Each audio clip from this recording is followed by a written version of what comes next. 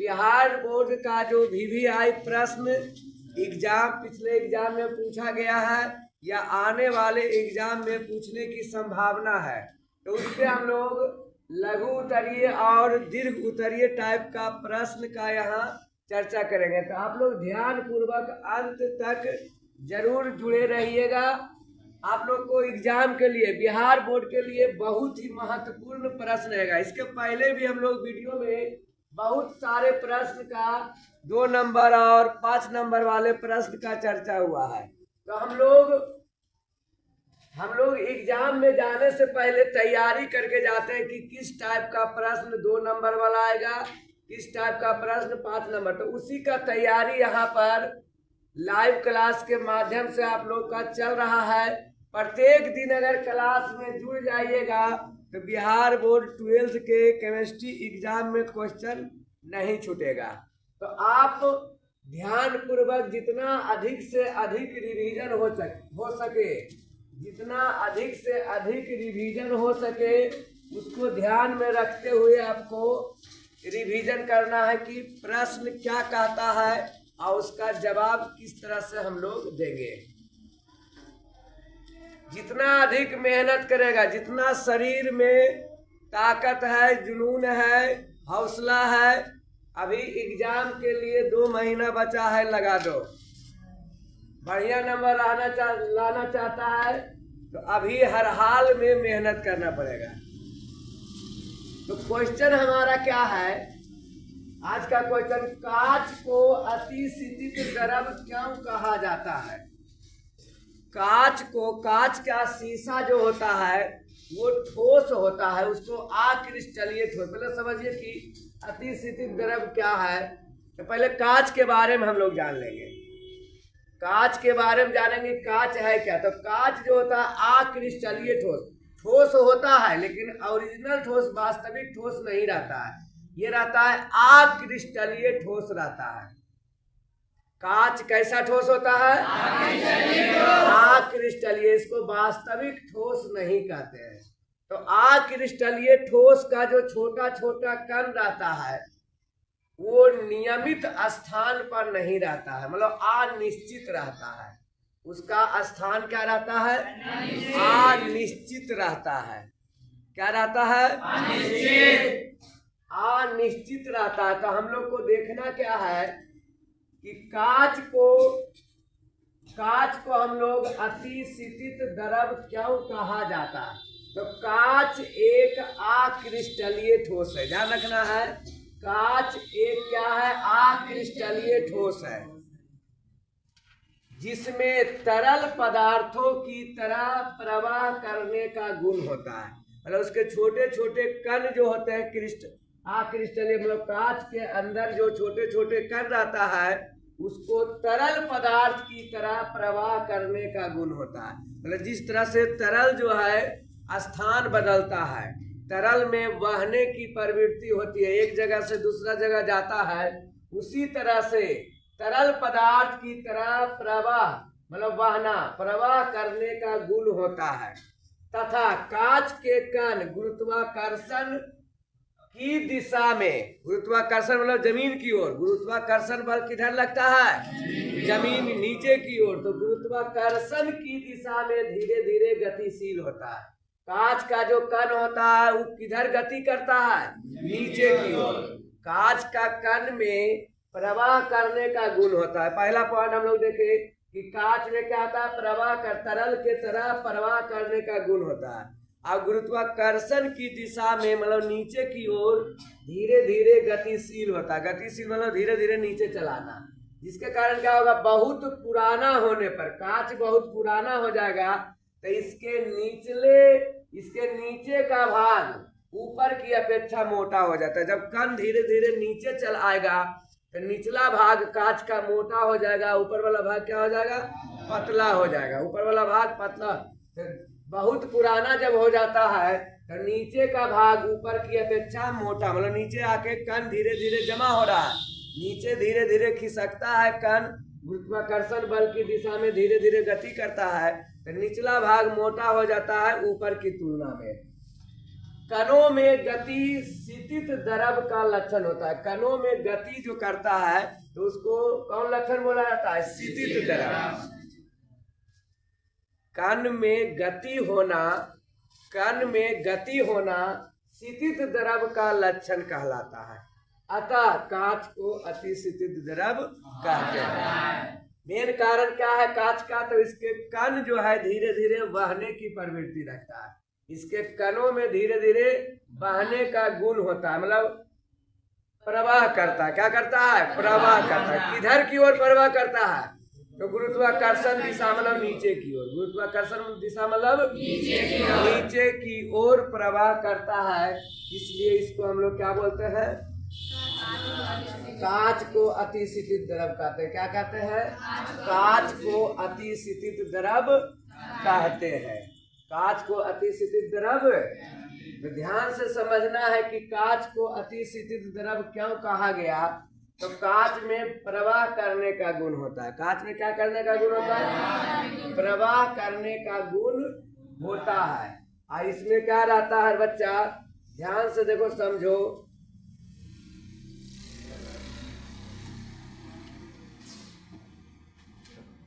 जैसे देखो, यहां पर मान लिया जाए कोई पदार्थ है, ये कोई कांच का खिड़की है।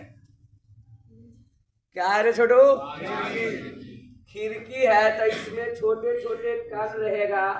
इसमें क्या रहेगा? छोटे छोटे कण है।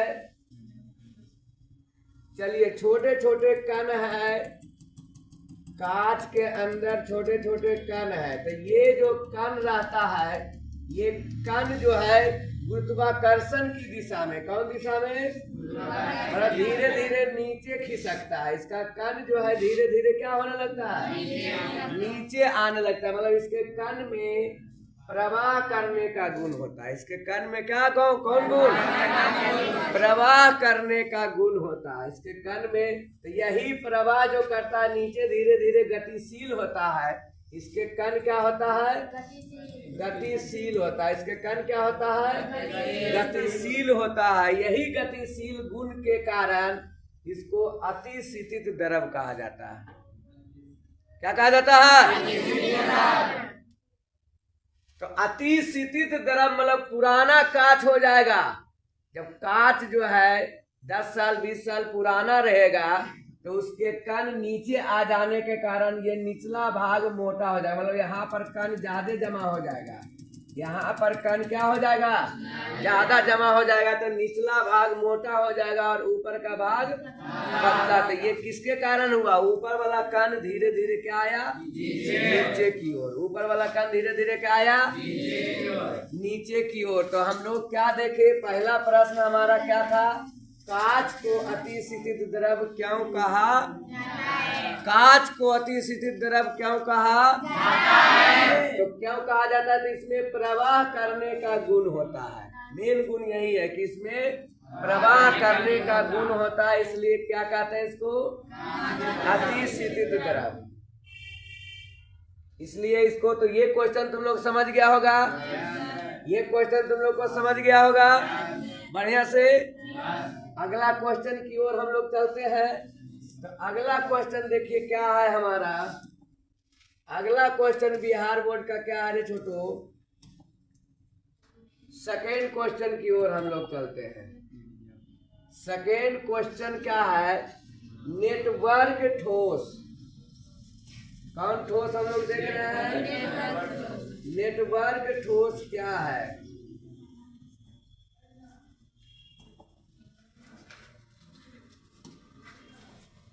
नेटवर्क ठोस किसे कहते हैं? एक उदाहरण दे। क्वेश्चन क्या कह रहा है? नेटवर्क ठोस किसे कहते हैं? एक उदाहरण दे। तो नेटवर्क ठोस के बारे में समझना है। इसके पहले वाला भी जो क्वेश्चन था वो ठोस अवस्था से ही था। पीछे वाला बच्चा इधर ध्यान दो। तो यहाँ पर भी जो क्वेश्चन है वो कहाँ से है? ठोस अवस्था का ही प्रश्न है। कह रहा है नेटवर्क ठोस किसे कहते हैं? एक उदाहरण से समझाइए। एक उदाहरण देके क्या कीजिए। चलो तो देखो, नेटवर्क ठोस किसको बोलते हैं वो पहले समझ लो। नेटवर्क ठोस, तो नेटवर्क ठोस का दूसरा नाम होता है कोवैलेंट सॉलिड। अंग्रेजी में कोवैलेंट सॉलिड, हिंदी में सहसंयोजक ठोस। ठोस 4 प्रकार के होता है। क्रिस्टलीय ठोस जो होता है 4 प्रकार के होता है। क्रिस्टलीय ठोस 4 प्रकार के, पहला आणविक ठोस, दूसरा आयनिक ठोस, तीसरा सहसंयोजक ठोस और चौथा धात्विक ठोस। क्रिस्टलीय ठोस या रवादार ठोस 4 प्रकार के। ठोस पहले 2 प्रकार के होता है, रवादार, बेरवादार। रवादार को क्रिस्टलीय बोलते हैं, बेरवादार को अक्रिस्टलीय बोलते हैं। ये हम लोग पढ़ चुके थे चैप्टर में। अब क्रिस्टलीय या रवादार ठोस 4 प्रकार का होता है। पहला आणविक ठोस, दूसरा आयनिक ठोस, तीसरा सहसंयोजक ठोस और चौथा होता है धात्विक ठोस। तो हम लोग उस चारों में से नेटवर्क ठोस मतलब सहसंयोजक ठोस के बारे में पूछ रहा है। सहसंयोजक ठोस के बारे में पूछा जा रहा है। किसके बारे में?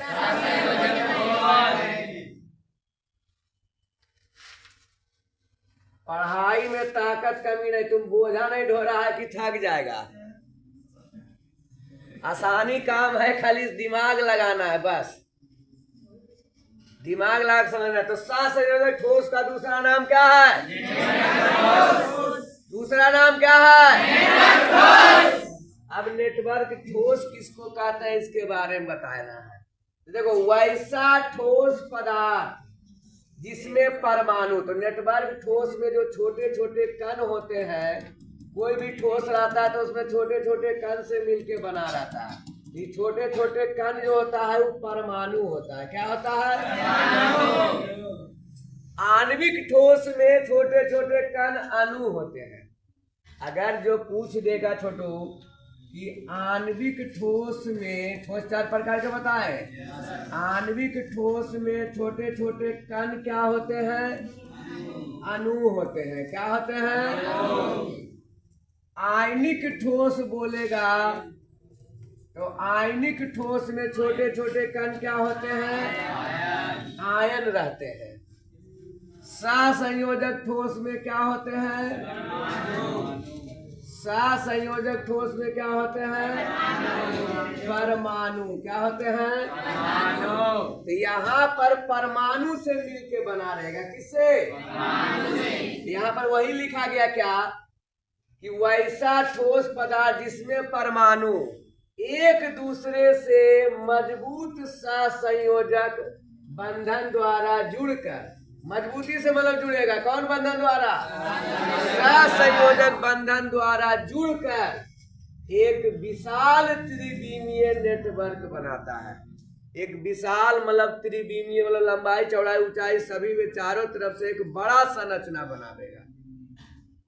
एक बड़ा संरचना बनावेगा तो उसी को क्या बोले? एक विशाल त्रिविमीय नेटवर्क बनाते हैं। अब ये जो बनेगा नेटवर्क मतलब क्रिस्टल, यह क्या होता है? बहुत कठोर होता है और उच्च गलनांक वाला होता है। मतलब इसको पिघलाएंगे तो जल्दी नहीं पिघलेगा। इसको पिघलाना चाहेंगे तो आसानी से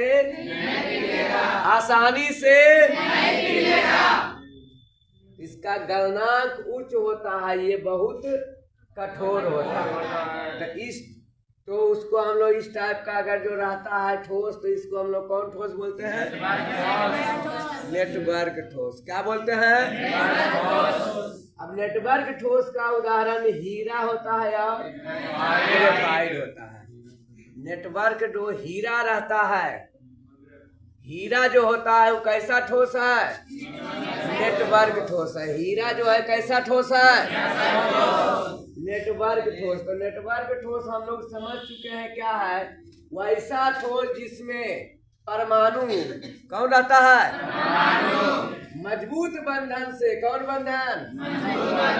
सहसंयोजक। मजबूत में सहसंयोजक बंधन द्वारा जुड़कर एक बड़ा विशाल त्रिविमीय संरचना बनाता है, या नेटवर्क बोल सकते हो। विशाल त्रिविमीय संरचना या नेटवर्क बनाता है, और यह जो बनता है वो कैसा होता है? बहुत कठोर होता है और उच्च गलनांक वाला होता है। कैसा होता है? उदाहरण में क्या देखे? उदाहरण में क्या देखे?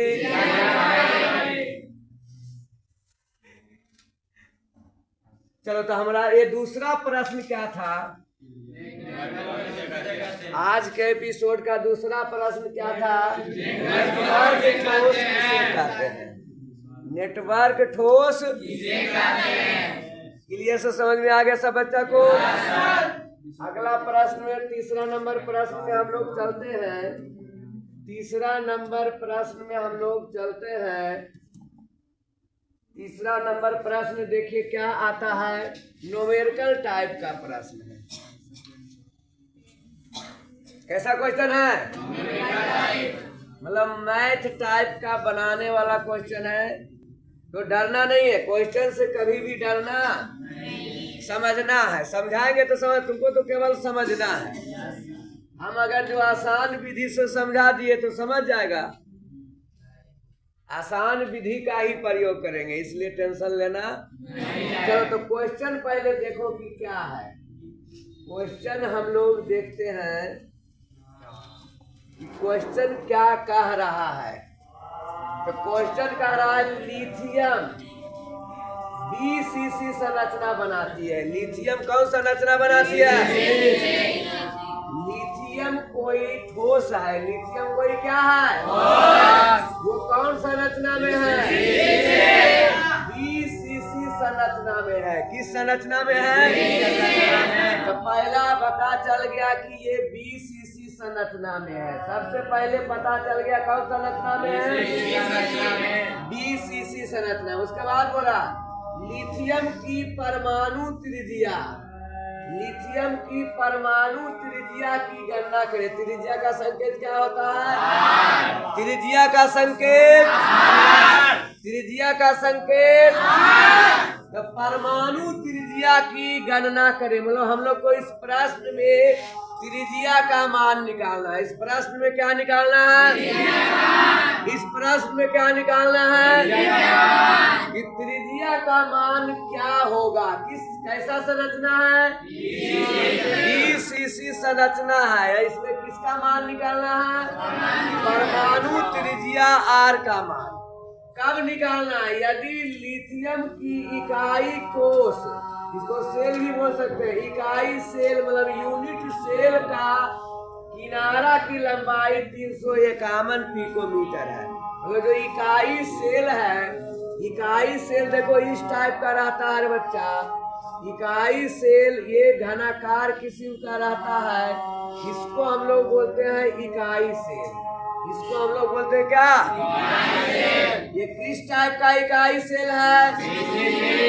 BCC टाइप का इकाई सेल है। इसका किनारा का लंबाई दे दिया।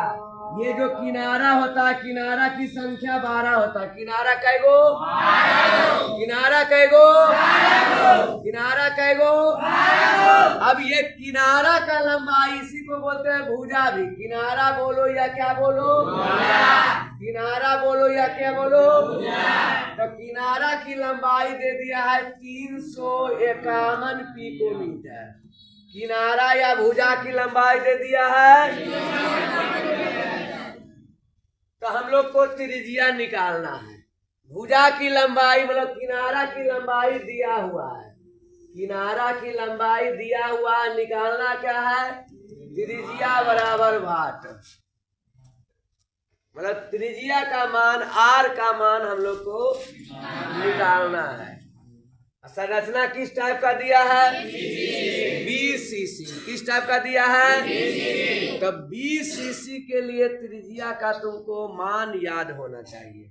तुम लोग को त्रिज्या के लिए जब चैप्टर पढ़ा होगा तो उसमें सिंपल यूनिट सेल का त्रिज्या बताया गया था।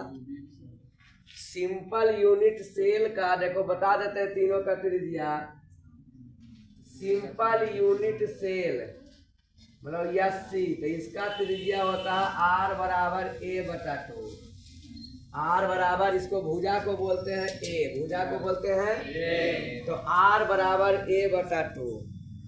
बीसीसी के लिए त्रिज्या आर बराबर होता है √3/4 इंटू ए, √3/4 इंटू एक एफसीसी होता है। ये कौन सीसी होता है? तो एफसीसी के लिए आर बराबर होता है √2/4 इंटू ए, √2/4 इंटू। त्रिज्या का कै गो फॉर्मूला देखा? तीनों। देखो एग्जाम में किसी भी रूप में आ सकता है। यहाँ बीसीसी दिया, हो सके एग्जाम में एफसीसी वाला आ जाए, या एससीसी सरल इकाई सेल वाला आ सकता है। तीनों में से कोई भी आ सकता है। सरल इकाई सेल वाला भी, बीसीसी वाला भी, या एफसीसी वाला, तीनों में से कोई भी आ सकता है। तीनों में से कोई भी आ सकता है। लेकिन हमारा प्रश्न क्या है उसको अब बताते हैं। प्रश्न पे आते हैं। प्रश्न में कह रहा है किनारा का मान दे दिया है। किसका मान? किनारा ए का मान कितना दिया है? 351 पिकोमीटर। अब कौन सीसी है चेला? बीसीसी के लिए आर का फॉर्मूला, आर का फॉर्मूला √3/4 इंटू √3 का मान होता है 1.73। कितना? 1.732/4 फॉर्मूला भर रहे, √3 का मान भरे और 4 का मान, गुना ए के जगह पर 351, ए के जगह पर। अब इसको गुना भाग जब करते हैं तो ये आता है 151.9 पिकोमीटर। 151.9, जो लगभग हम लोग लिख सकते हैं 152 पिकोमीटर। जो लगभग क्या लिख सकते हैं? 152 पिकोमीटर। यही प्रश्न बदल के एफसीसी के लिए वाला भी दे सकता है, या एससीसी वाला भी दे सकता है। तो ये तीसरा प्रश्न हम लोग देखे, न्यूमेरिकल टाइप का था, सरल इकाई सेल से संबंधित। सरल इकाई सेल से संबंधित हम लोग ये तीसरा टाइप का प्रश्न देखे कि भुजा की लंबाई दे दिया था, किनारा की लंबाई दे दिया था, और निकालना क्या था? त्रिज्या। निकालना क्या था? निकालना क्या था? त्रिज्या। देखो तुम लोग पढ़ाई करो तो जब भी पढ़ेगा तो रिवीजन सबसे बड़ा जरूरत है। कितना पढ़ के जाएगा, रिवीजन नहीं करेगा तो एग्जाम में सफल नहीं होगा। एकदम निश्चित ये मान लो।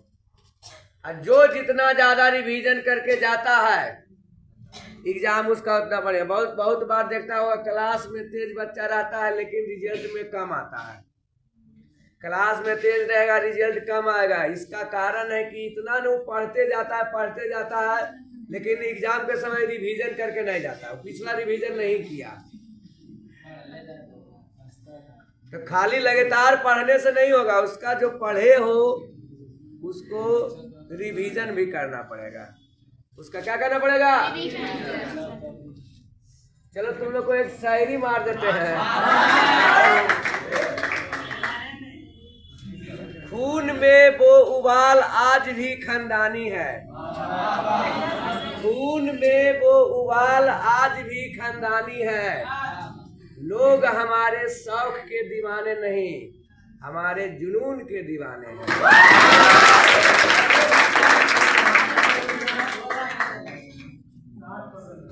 तो शौक के दीवाना नहीं बनाना है, जुनून ऐसा रखो कि कोई भी प्रश्न आवे उसको सलट लेना है। तो हम लोग का ये 4th नंबर क्वेश्चन में आ गए। कौन नंबर क्वेश्चन में? कौन नंबर क्वेश्चन में? तो ये चौथा क्वेश्चन है। ये लिखा हुआ है रवादार ठोस। क्या लिखा है छोटू? ये गलती लिखा गया था, रवादार ठोस। क्या पढ़ेंगे? रवादार ठोस क्या है, उदाहरण दे। रवादार ठोस को बोलते हैं कौन चेला, कौन छोटू, क्रिस्टलीय ठोस। रवादार ठोस का ही दूसरा नाम क्या है, या वास्तविक ठोस भी इसी को बोलते हैं। कौन ठोस, हम लोग 3 नाम देखे, या तो एग्जाम में आ जाए वास्तविक ठोस के नाम से, या क्रिस्टलीय ठोस के नाम से, या रवादार ठोस। तीनों का मतलब सेम होता है, तीनों का मतलब तीनों का मतलब तो रवादार बोले या क्रिस्टलीय बोले या वास्तविक ठोस बोले। तो हम लोग देखें वास्तविक ठोस क्या होता है। वो कोई भी ठोस 2 प्रकार का, एक क्रिस्टलीय और एक अक्रिस्टलीय, दोनों में फर्क देखो समझो।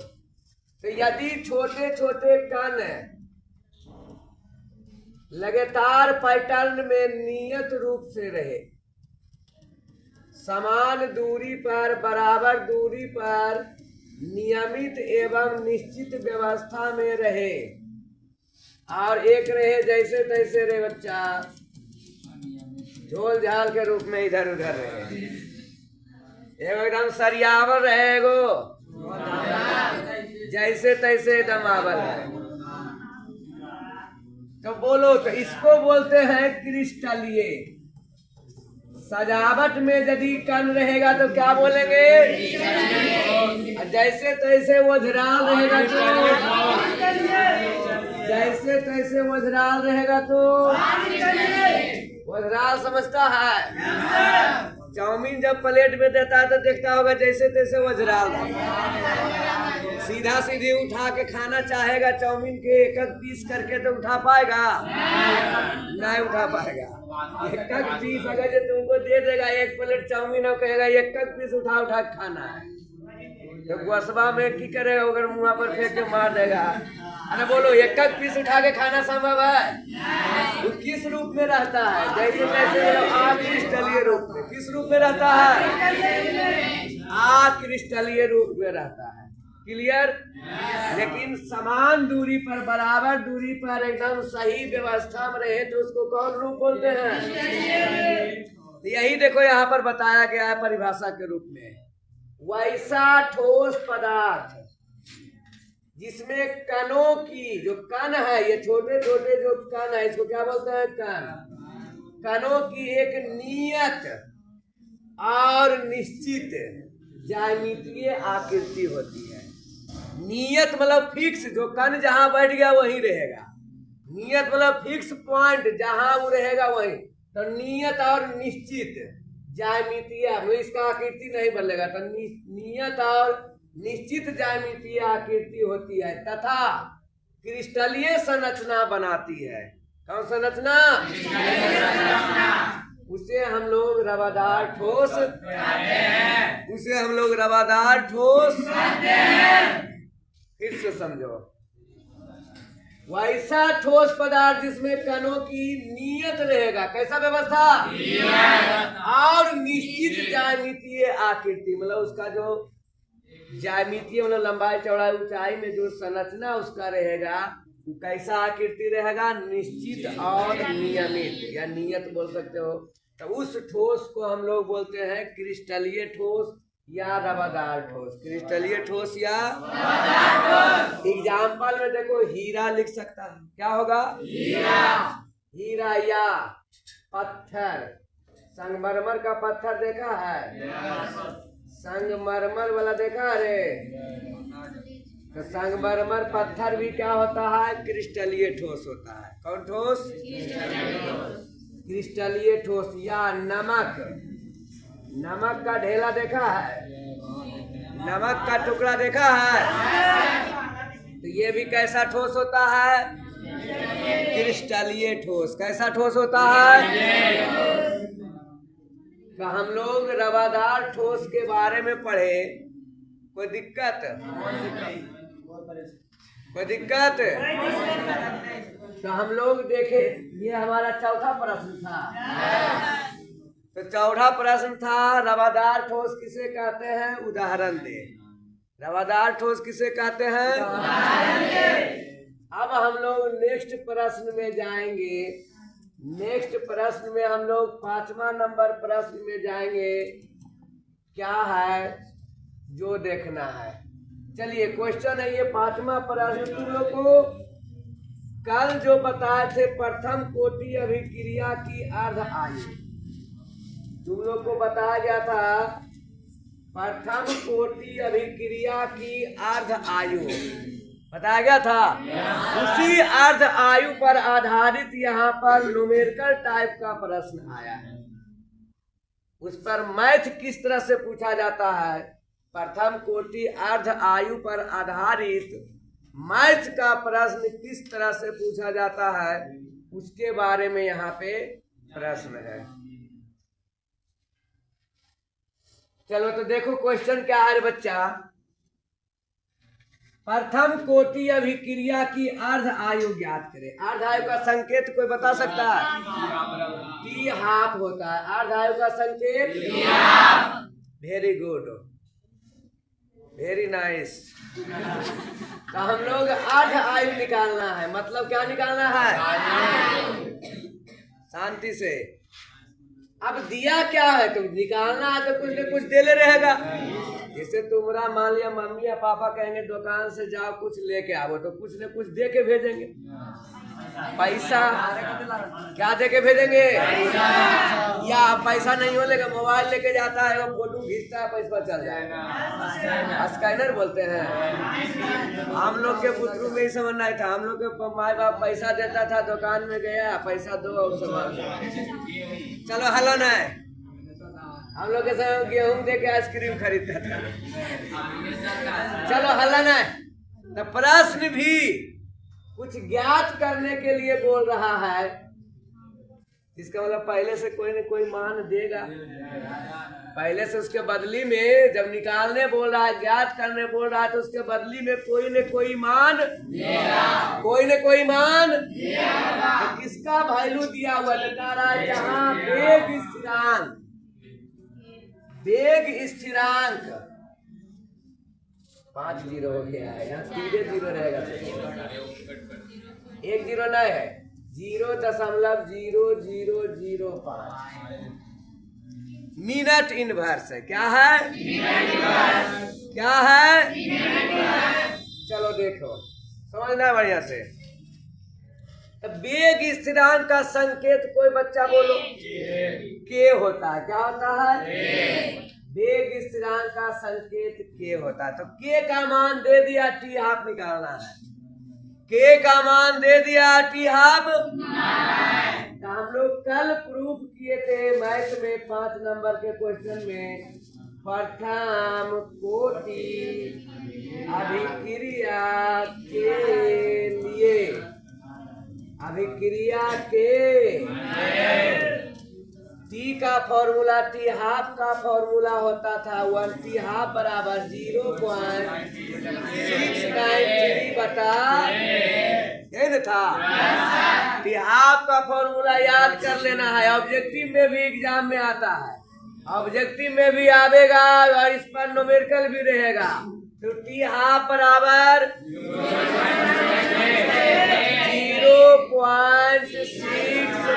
0.693 बटा के, 0.693 बटा के किसका मान है? टी हाफ का। तो अब इसमें कुछ करना है। टी हाफ में के का मान भर दो, 0.693 बटा के का मान 0.0005। क्लियर? यहाँ से दशमलव हटाएंगे तो ऊपर में क्या जीरो? क्या जीरो? 4 जीरो होगा। यहाँ दशमलव हटाएंगे तो 3 जीरो। क्या जीरो? तो 3 जीरो से 3 जीरो कट गया, नीचे में केवल 5 बचा। तो ऊपर में बच गया 693 गुना 10, 693 गुना 10 बटे तो 5 दूनी। अब गुना करके लिखे ले आना चाहिए। तो बोलो 3 दूनी नौ दूनी हाथ में एक, नौ दूनी 12, एक मिनट में हो जाएगा। कितना मिनट? तो 1386 मिनट। कितना मिनट? कितना मिनट? तो हम लोग आज के एपिसोड में 5 VVI प्रश्न देखे। 5 VVI प्रश्न, जिसमें लास्ट प्रश्न न्यूमेरिकल टाइप का प्रथम कोटि के अर्ध आयु पर आधारित था। 5 प्रश्न देखे। इसी तरह से तुम लोग को प्रत्येक दिन लाइव क्लास में जुड़ना है, हार नहीं मानना है। कितना कठिनाई आवे, दिक्कत आवे, घर में काम रहे, लेकिन हौसला को कभी हारने देना नहीं है। हौसला को कभी हारने देना नहीं है। हौसला को बुलंद करके आया हूँ। हौसला को बुलंद करके आया हूँ। हारूंगा नहीं, सपनों को साकार करने आया हूँ।